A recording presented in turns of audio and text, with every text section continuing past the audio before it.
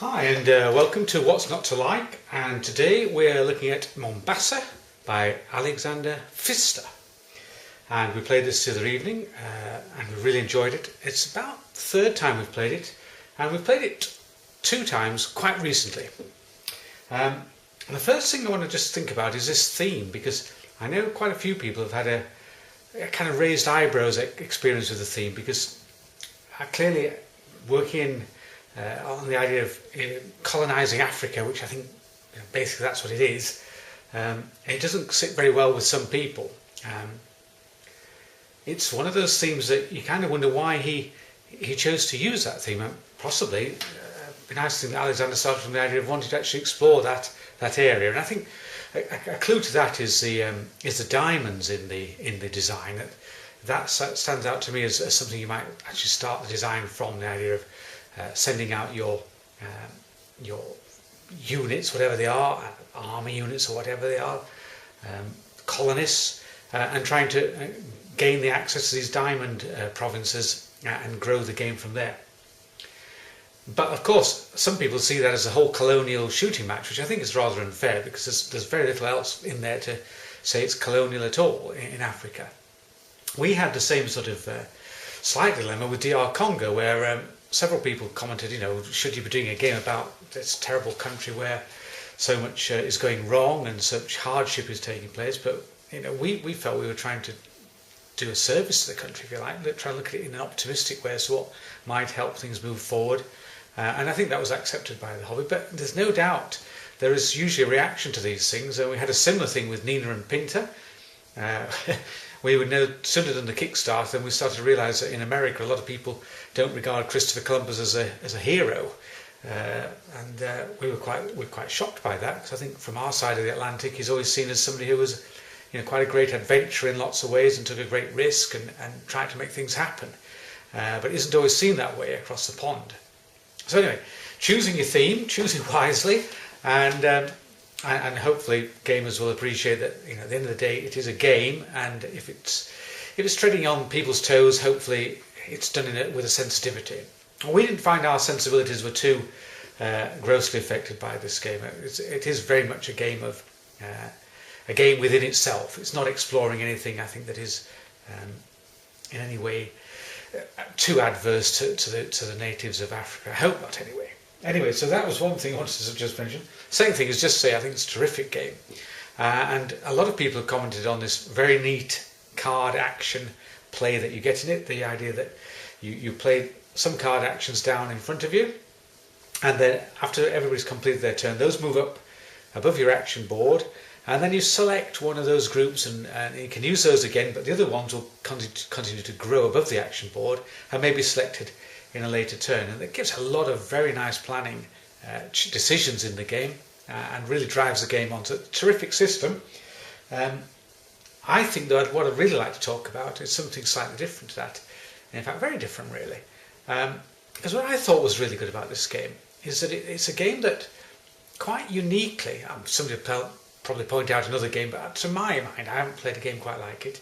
It manages to marry up the idea of shares and sort of not exactly stock market, but the whole idea of accumulating wealth in a company and doing well with the company, matches that up with this map play and getting the map to really generate a relationship between how well you're doing as a company in that acquiring areas and gaining control of places, and match it up with the shares.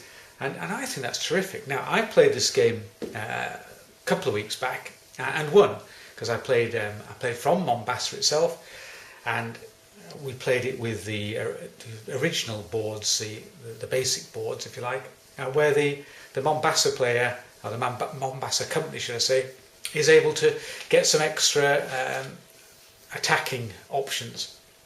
And to be honest, it's really quite easy to win from there, because nobody else really played against me. So I was able to grow Mombasa at the same time as getting shares in Mombasa, and I got home with plenty of points to spare quite easy. So I thought I'd do something different this time, and I chased down the option of getting all the diamonds as quick as I could, getting to my 15 diamond, where you get the extra action card. And similarly with the bookkeeping track, get the bookkeeping attract moving on, so I could get the extra action card for that. So I quickly got 5 action cards, and I also got shares in 3 of the companies, really quite strong, and even in the 4th company I wasn't doing too bad.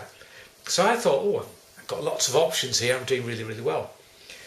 And I perhaps I did coast a bit at the end, but the game really got away from me, because Gary and Rick both decided to develop the one of the companies, the White Company, and they pushed that on, and I wasn't in that company very strong, and they managed to develop a position, they managed to get the share price really high, and suddenly they were getting like over 80 points in scoring, and I was getting 20s and 30s, and so I lost quite badly. I came in 3rd place, because although I did well at everywhere else, I just didn't get that really big push. Now Jason didn't like the fact that one company could do so well, but to me that's the nub of the game, really. If you can really promote one company and then get the map position and get yourself plenty of shares in that company, then all good to you, because you've really played the game well. And so I think Rick and Gary outplayed me this time, and it's nice to play a game where you feel you've been outplayed, strangely, not kind of just accumulating things and getting along nicely, but actually where the game mechanisms sort of they gear up against you, and you can't always get back on track. I think it's quite good to do that sometimes. Sometimes we can all play the game in the same way, but in this case you've got an imbalance developed in the game, and they exploited that very well. So I really like that. It's a terrific game.